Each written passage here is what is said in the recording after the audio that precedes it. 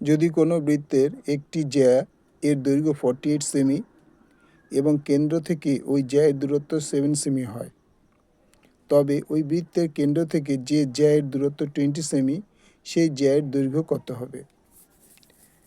তাহলে এবি হচ্ছে একটি জ্যা, যার দৈর্ঘ্য হচ্ছে 48 সেমি, টোটাল এবি হচ্ছে 48 সেমি, এবং কেন্দ্র থেকে ওই জ্যায়ের দূরত্ব 7 সেমি। তো কেন্দ্র থেকে এই জ্যায়ের দূরত্ব অর্থাৎ ওসি হচ্ছে 7 সেমি হয়, তবে এই বৃত্তের কেন্দ্র থেকে জ্যায়ের দূরত্ব 20 সেমি।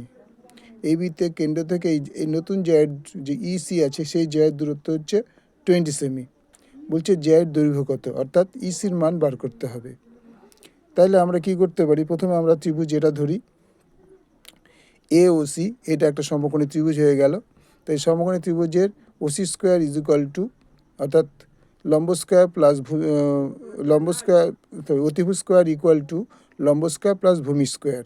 তাহলে এটা অতিভুজ, তাহলে A O square equal two লম্ব হচ্ছে ওসি স্কোয়ার আর ভূমি হচ্ছে এসি স্কোয়ার।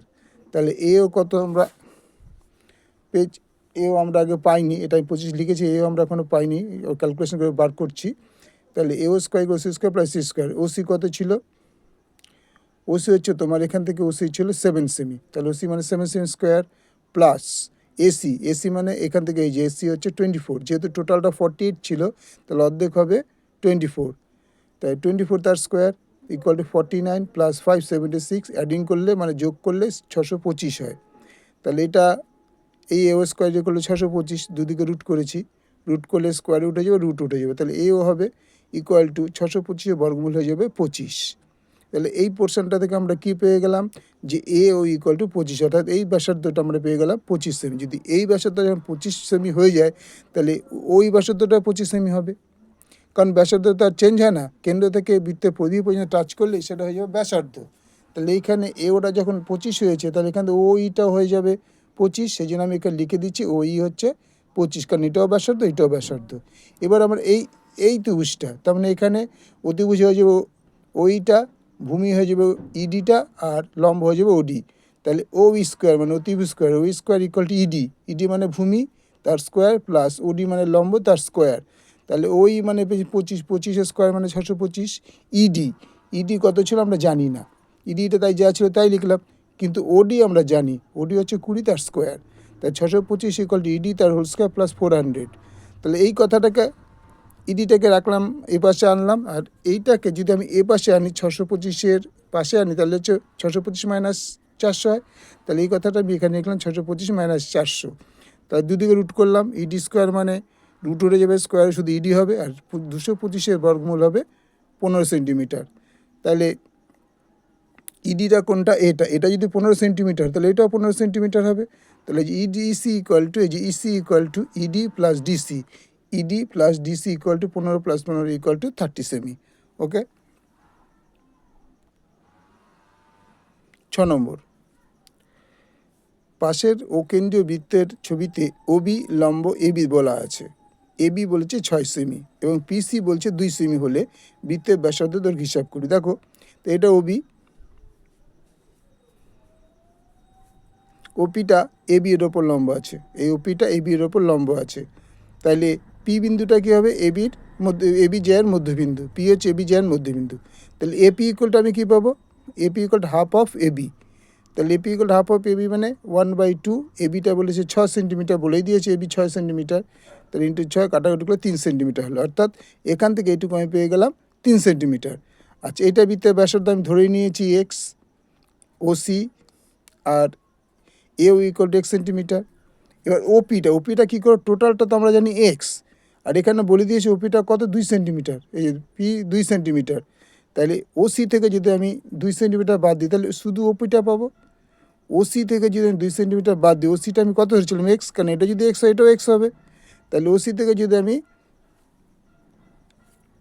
2 সেন্টিমিটার কম নিয়ে নিই, ওপিতে পিসিটা বাদ দিয়ে দিই, ওসি থেকে পিসিটা বাদ দিয়ে দিই, তো পিসিটা হচ্ছে 200, এটা 2 সেমি ছিল, বলেই দিয়েছে পিসি 2 সেমি।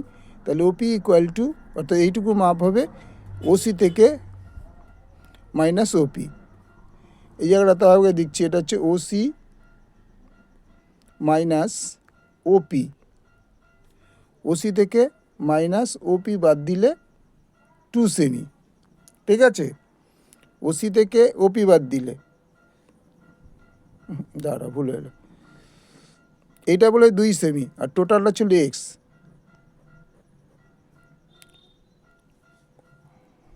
ওসিও ছিল x, OC minus OP equal to হলো, ওসি ছিল এক্স, পুরোটা ছিল এক্স মাইনাস 2।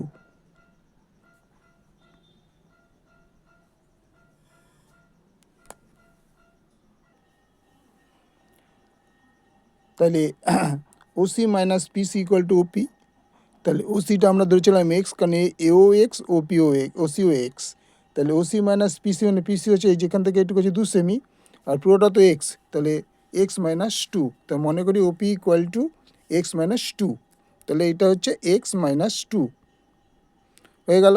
তাহলে এটা হয়ে গেল লম্ব, এইটা হয়ে গেল অতিভুজ, এটা হয়ে গেল ভূমি, তাহলে এ ও স্কোয়ার মানে অতিভুজ square equal to OP square plus AP square, তাহলে এও হচ্ছে তোমার এক্স তার হোল স্কোয়ার, ওপি হচ্ছে এক্স মাইনাস 2, এপি হচ্ছে 3, তাহলে এক্স স্কোয়ার ইকুয়াল টু, এটাকে এ মাইনাস হোল স্কোয়ার ফর্মুলা করলে x square minus 4x plus 4 হয় প্লাস 9, তাহলে x square minus equal to x square minus 4x plus 4 আর 9 হলো 13, তাহলে x square minus 4x plus 13, এই কথাটা আগে লিখলাম, এক্স স্কোয়ারটা আমি পরে লিখলাম। এবার কী করছি, এক্স স্কোয়ারটাকে ওপাশে পাঠালাম, দেখো মাইনাস 4x, এটাকে ওপাশে পাঠিয়ে দিই সমান সমান ওপাশে, minus 4x plus 13 equal x square minus x square, এই দুটো কেটে গেল, তাহলে এইটা কেটে এখানে ছিল 0, তাহলে বা মাইনাস 4x, এটাকে যদি 13টাকে ওপাশে পাঠাই তাহলে মাইনাস 13, তাহলে মাইনাস 13 মাইনাস কেটে গেলো, মাইনাস মাইনাস কেটে গেলো, তাহলে 4x ইজ ইকুয়াল টু 13, তাহলে 4x ইজ 13 বা এক্স ইজ 13/4, আমরা ডিভাইড করলে পেলাম 3.25 সেমি। সো ব্যাসার্ধের দৈর্ঘ্য হয়ে গেল 3.25 সেমি। ভালো লাগলে লাইক করবে, শেয়ার করবে, সাবস্ক্রাইব করবে।